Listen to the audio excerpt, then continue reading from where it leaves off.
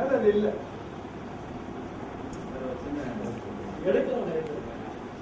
ஒண்ணுல இருந்து 20 வயசுல அகம் சார்ந்த வாழ்க்கை. இது வந்து ரொம்ப அருமையான லாஜிக் கான்செப்டா இது புரிஞ்சுங்க.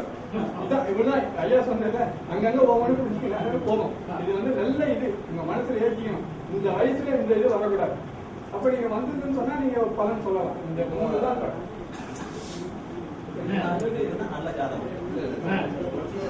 இந்த வயசுல 1, 3, 7, 11 தசைகள் நடந்தா அவருக்கு நல்லா இருக்கும்.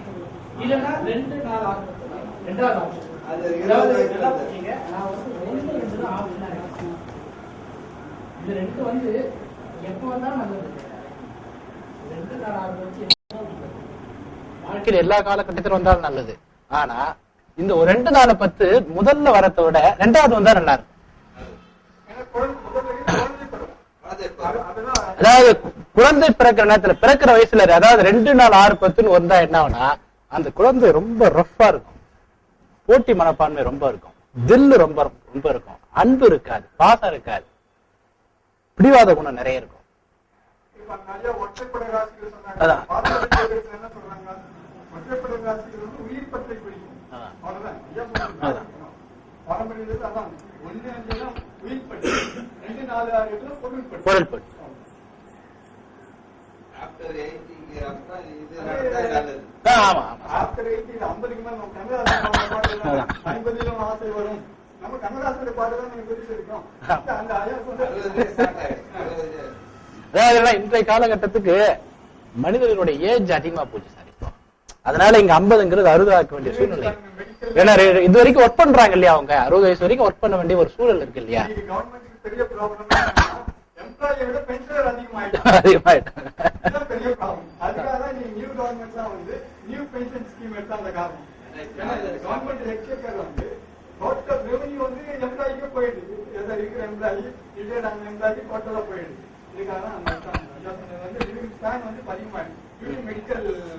மெடிக்கல் கடவுளுடைய அனுகிரகம் தான். எப்ப நம்ம பர்த் ரேட் நம்ம கம்மி பண்ணிட்டு நம்ம ஒத்துக்கணுமோ அப்பயே கடவுள் வந்து நமக்கு கொஞ்சம் எக்ஸ்டெண்ட் பண்ணிட்டாரு. என்ன சார், கடந்த 30-40 வருஷமா நம்ம கொஞ்சம் ஓரளவுக்கு கொஞ்சம் குழந்தை பிறப்பு கொஞ்சம் தடுத்து நிறுத்தத்துக்கு நம்ம அக்ரிமெண்ட் போட்டு இல்லையா கடவுள் கிட்ட. அதனால என்ன சார் நீங்க வாழ சொல்லி எக்ஸ்டெண்ட் பண்றாரு.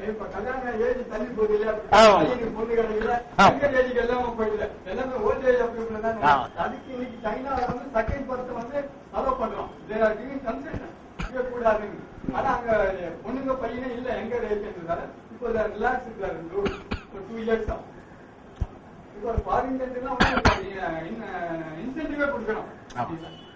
அதாவது என்ன அமைப்புனா சார், இந்த அகம் சார்ந்த விஷயங்கள் நல்லா இருக்கும்போது, ஒற்றைப்படை பாவங்கள் தசையா வரும்போது, புத்தியா வரும்போது நமக்கு இயற்கை தன்மை அதிகமா இருக்கு சார். அதாவது ஒன்னா நீங்க ரொம்ப ஷார்ட்டா உங்களுக்கு புரியணும்னா நேரானாலும் பரவாயில்ல, ஒரு அர்த்தம் போட்டுங்க.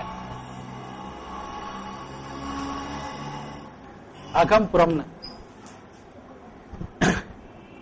உணர்வு பூர்வமானது. அப்படியே சொல்ற அப்படியே எழுதிட்டீங்களா சார்? எதிர்த்தோட இது உணர்வு பூர்வமானது, இது அறிவு பூர்வமானது. எழுதினாலும் எழுதிங்க, பின்னாடி ஏன்னா ஈஸியா இந்த விஷயத்தை புரிஞ்சுட்டா மீதி எல்லாம் உங்களுக்கு ஈஸியா புரிஞ்சிடும்.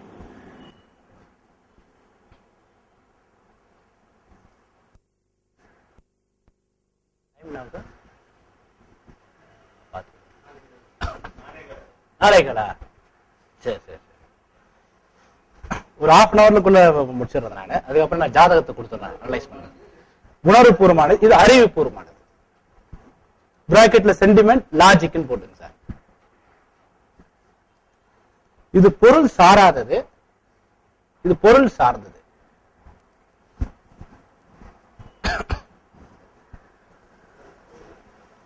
பொருள் சாராதது, பொருள் சார்ந்தது. இங்க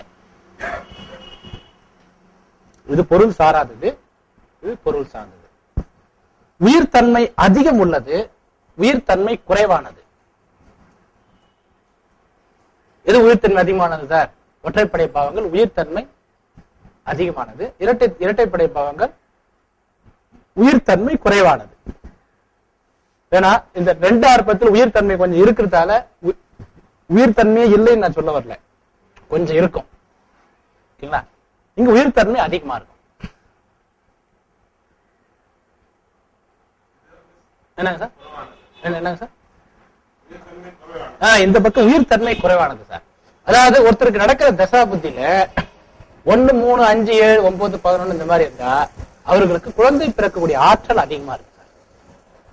2, 4, 6, 10 வரும்போது குழந்தை பிறகுற ஆற்றல் கொஞ்சம் குறையும். சரிங்களா? இந்த உயிர் என்பது அதாவது இது இயற்கை, அது செயற்கைன்னு போடுங்க சார். எது இயற்கை சார்? ஒற்றைப்படை பாவம் இயற்கை, நேச்சுரல் போட்டுருங்க புரியாதவங்க. சில பேர் இங்கிலீஷ்லயே இப்ப நீங்க இயற்கை செயற்கைனா புரியுமா சார் உங்களுக்கு? இங்க செட்டில் ஆயிட்டீங்களா? இப்பதான் வந்தீங்களா? அப்ப தமிழால் தான் சார். மலையாளம் சொல்லிட்டீங்களா சார்? அவரை என்ன சார் ஸ்பீடு வராதா? ஓஹோ, 12 வருஷம் நீங்க தான் சொல்லி தரணும் எங்களுக்கு. சரி, ஓகே. அப்ப இது இயற்கை, அது செயற்கை சார். இது இறைவனால் உருவாக்கப்படுவது. 6 யார் உருவாக்குறாங்க சார்? இயற்கை, இறைவன். காடு யார் உருவாக்குனாங்க? இறைவன். நகரம் யார் உருவாக்குனாங்க சார்? மனுஷன் உருவாக்குனாங்க. அணை யார் உருவாக்குனாங்க சார்? மனுஷன் உருவாக்குனாங்க. இதெல்லாம் செயற்கையா செயற்கையான பொருள்கள் எல்லாமே. அதே மாதிரி இந்த பாவம் இயல்பாக இருப்பது. இயல்பனா அதுவா இருக்கிறது. சாப்பிடுறீங்க, போட்டோடனே ஒரு காத்தடிக்குது, ஒரு மண் மூடுது, ஒரு மழை பெய்யுது, அப்படியே ஒரு மரமா முளைக்குது. அதுக்கு பேரு இயற்கைன்னு பேரு. அதே மாம்பழத்தை தரம் பிரிச்சு நல்ல தரமான விதை எடுத்து ஒழுங்கா நட்டு மருந்து போட்டு டெய்லி பூச்சி மருந்து அடிச்சு எல்லாத்தையும் பண்ணிட்டு காய்களை பறிக்கிறீங்க. இதுக்கு பேர் என்ன? கொஞ்சம் செயற்கை. மரம் முளைக்கிறது இயற்கை தான். ஆனா அது என்ன பண்றீங்க? கொஞ்சம் செயற்கை ஆக்கிறீங்க, ஒழுங்குபடுத்துறீங்க. இது நம்ம பண்ற வேலை இருக்கு இல்லையா? இதுதான் செயற்கைன்னு அர்த்தம். அதாவது இயல்பாக இருப்பது, இங்கு இயல்பை மாற்றுவது.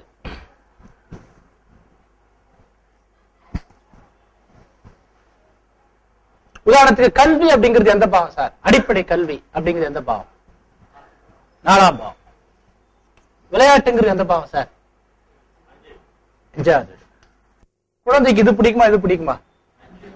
5 தான் பிடிக்கும் குழந்தைக்கு. நம்ம என்ன பண்றோம்? படின்னு சொல்றோம். அப்போ இது செயற்கை. இது புறம் சார்ந்த வாழ்க்கைக்கு இப்படி இருந்தாதான் நல்லா இருக்கும். இந்த மாதிரி காரகத்தை நீங்க புரிஞ்சு படிச்சீங்கன்னா ஒவ்வொரு பாகத்தோட காரகம் எப்படி வந்தது, ஏன் வந்தது. இப்ப இந்த கல்விங்கிறது இது லக்னத்துக்கு சாதகமா, விளையாட்டு தான் லக்னத்துக்கு சாதகமா இருக்கும். ஓகேங்களா? குழந்தை என்பது அறிவுபூர்வமானதா உணர்வுபூர்வமானதா? குழந்தை அப்படிங்கிறது உறவுபூர்வமானதான். ஓகேங்களா? ஒருத்தர் போலீஸ்கார தேடி வரான் அப்பா பையன் அப்படின்னா அப்பா சொல்லுவாரு, நான் இங்க ஒளிஞ்சிட்டு இருக்கேன், போலீஸ்கார் வந்தா சொல்லாத அப்படின்னு. அப்பா ஒளிஞ்சிட்டு இருப்பார். போலீஸ்காரர் வருவாரு, பையன் எங்க இருக்கான், இது அப்பா எங்க இருக்கான், எங்க அப்பா எங்க இருக்குன்னு இங்க இருக்காரு, ஆனா சொல்ல நான் சொல்லிட்டாரு போவாதீங்க. கரெக்டா? குழந்தைக்கு ஏன்னா இயற்கைங்கிறது வஞ்சகம், சூது இதெல்லாம் வராத இருக்குதான் இயற்கை. ஆனா செயற்கையா நகர மனிதர்களுக்கு இருக்கக்கூடிய பண்புகள், இயற்கையான பண்புகள், மனம் சார்ந்த பண்புகள், அப்படி அது எல்லாமே பொருள் சாராம இருக்கும். பொருளை நோக்கி போக போக போக கொஞ்சம் இரக்கம், அன்பு, நேசம், பண்பு, பாசம் இதெல்லாம் இழக்க வேண்டிய சூழ்நிலை வரும். அதனால இந்த 4வது வீடுங்கிறது என்னன்னு பாத்தீங்கன்னா அறிவு, பகுத்தறிவு.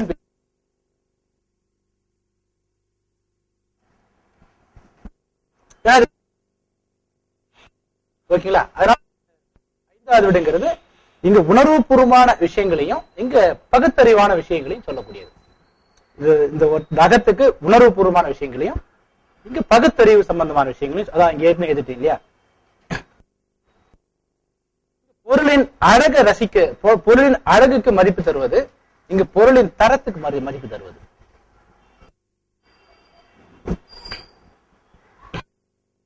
பொருளின் அழகு, அங்க பொருளின் தரம். இந்த மாதிரி நிறைய விஷயத்தை நம்ம சொல்லலாம் சார். அகம் சார்ந்த விஷயத்துக்கு எப்போதுமே ஒரு முடிவு உண்டு, புறம் சார்ந்த முடிவே இல்லை. அதாவது ரொம்ப கொஞ்சம் வர்ணனையா சொன்னா, அகத்துக்கு ஆதி இல்லை அந்தம் உண்டு. ஆதி இல்லை, அதாவது ஆதி உண்டு அந்தம் இல்லை அப்படின்னு சொல்லுவாங்க சார். பொருள் அப்படின்னு பேரு சார். ஒரு பொருளை நீங்க அழிக்கவே முடியாது, இன்னொரு பொருளா மாறி மாறி மாறி மாறி போயிட்டு இருக்கும். அகத்துக்கு ஆதி இல்லை அந்தம் உண்டு சொல்லுவாங்க சார். அப்படின்னா என்ன மீனிங்? இப்ப நீங்க அகம் சார் ஒரு உயிருக்கு பாத்தீங்கன்னா முடிவு இருக்கும். ஆனா அந்த உயிர் எப்படி வந்து, உதாரணத்துக்கு கோழி முந்தியா முட்டை முந்தியான்னு கேட்டு பாருங்க, எது முந்தி சார்? மென்டலா தான் ஆகணும். ஒருத்தர் இதுவாங்க, ஒருத்தர் அதுவாங்க, எது முந்தினே தெரியாது. சாவல் பாருங்க, அது மட்டும் உண்மை. அதாவது இந்த விஷயத்துக்கு ஒரு முடிவு இருக்கும், இதுக்கு ஒரு முடிவு இருக்காது. அகம் சார் ஒரு மனுஷனை திருப்திப்படுத்த முடியும், திருப்திப்படுத்த முடியாது. அப்படின்னா என்னன்னு புரியுதா சார்? உங்களுக்கு ஒரு சாப்பாடோ அல்லது வேற ஏதோ ஒரு பொருள் மீது ஒரு ஆசைப்பட்டீங்கன்னா அதை நீங்க அனுபவிக்கிறீங்க அப்படிங்கிற பட்சத்துல அதை ஈஸியா அதுல. ஆனா புறம் சார்ந்த விஷயத்துல கடவுள் நேரா வராரு, உனக்கு என்ன பிடிக்கும்? எனக்கு 2 கிலோ ஸ்வீட் வேணும்னா கொடுத்துட்டு போயிடுவாரு. சாப்பிடுற எனக்கு திருப்தி வர வரைக்கும் நான் சாப்பிடறேன்னா ஃபுல்லா சாப்பிட்டா வயிறு ரொம்பிடும். அதுக்கப்புறம் அது டேஸ்ட் இருக்காது. ஆனா நீங்க பணமா கேட்டீங்கன்னா அப்புறம் யோசித்து பார்ப்போம், இன்னும் அதிகமா கேட்டிருக்கலாமே. அதே மாதிரிதான் முந்தநாயத்து ஒருத்தர் என்ன பண்ணாரு, கடவுள் நேர்ல வந்திருக்காரு, என்ன வேணும் கேட்டிருக்காரு, உலகம் ஃபுல்லா எனக்கு சொந்தமாகணும்னாரு. அது தர முடியாது, ஒன்னா ஒரு கண்டிஷன், நீ எவ்வளவு தூரம்னா ஓடு, ஃபுல்லா உனக்கு சொந்தமாகணும்னாரு. முந்தநாயத்து வர ஆரம்பிச்சதும் இன்னும் ஓடிட்டு இருக்காரு. நாக்பூர்ல இருக்காரு, 3 மணிக்கு இப்பதான் போன் வந்தது. சார் நின்னுட்டீங்களா சார்? நிக்கல சார், ஓடிட்டே இருக்கும் அப்படிங்கிற. எதுக்கு சொல்ல வரேன்னா, இதுல ஒரு மனுஷனை திருப்திப்படுத்த சார் அப்புறம் சார் எனக்கு நான் ஓடிட்டே இருக்கேன்னு ஓடிட்டு இருக்கேன். எதுக்கு சொல்ல வர, இந்த மாதிரி புறம் சார்ந்த விஷயத்துல ஒரு இன்னும் வேணும் இன்னும் வேணும்னு கேட்கக்கூடிய ஒரு தன்மை உண்டு. அகத்துக்கும் புறத்துக்கும் இருக்கிற வாழ்க்கை சார். அதனால இந்த இரட்டைப்படை பாவம் வரும்போது அவங்களுக்கு போட்டிகள் பொறாமைகள்லாம் வர ஆரம்பிச்சு அவங்களுடைய மென்மை தனம் போயிடும். உதாரணத்துக்கு பாத்தீங்கன்னா நேற்று பேப்பர்லயே ஏதோ நியூஸ்ல பார்த்தேன், ஏதோ ஸ்கூல்ல ஒரு பையனை இன்னொரு பையன் சாவச்சிட்டான். பிளஸ் 1 பேப்பர்லயே ஏதோ டிவில இங்க இது பாருங்க, இது ரொம்ப ஒரு நிகழ்ச்சி இல்லையா? ஒரு பையனை இன்னொரு பையன் என்ன சார் நோட் புக் கிழிச்சதால அப்புறம் அந்த குழந்தைகளுக்கு அந்த மென்மை, குழந்தைனாவே என்ன மென்மை சொல்றோம் இல்லையா? குழந்தைகள் அப்படின்னாவே ஒரு மென்மை, அந்த மென்மைங்கிறது ஒரு கொடூரமாக ஒரு வன்முறையா போகுது இல்லையா? அதே மாதிரி இந்த ஏரியாவுக்கு பேரு சாஃப்ட்வேர்னு பேரு, இந்த ஏரியாவுக்கு பேரு ஹார்ட்வேர்னு பேரு சார். சாஃப்ட்வேர், இந்த ஏரியாவுக்கு பேரு சாஃப்ட்வேர், அந்த ஏரியாவுக்கு பேரு ஹார்ட்வேர்னு பேரு. இந்த மாதிரி நம்ம பிரிச்சுக்கலாம், இந்த ஒற்றைப்படை இரட்டைப்படைய. ஓகே சார், அடுத்து இம்பார்ட்டன்ஸ் கொடுக்குறேன்னா நீங்க ஜாதகம் பார்க்கும் இந்த விஷயம் நீங்க பாத்தீங்கன்னா உங்களுக்கு நிறைய விஷயங்கள் புலப்படும் சார். அந்த இதை பார்க்காம வெறும் நம்ம மனப்பாடம் அல்லது இதுவா பண்ணிட்டு இருக்கும்போது உங்களுக்கு ஒரு மெக்கானிக்கல் மைண்டா நமக்கு போயிடும். சரிங்களா? இது திரிகோண பாவங்கள் பார்த்து இல்லையா? இதுக்கப்புறம் சப்தம பாவங்கள்னு ஒரு பாவம் இருக்கு சார், அதை சொல்லிடுறேன், இதோட தியரி முடிஞ்சிடும். சப்தம பாவங்கள்னு ஒரு பாவம். இந்த சப்தம பாவங்கள்ங்கிறது 1 7 2 8 3 9 4 10 5 11 6 12 சார். இந்த பாவத்துக்கு சப்தம பாவம் பேர். இந்த சப்தம பாவங்கிறது என்ன பண்ணும் அப்படின்னு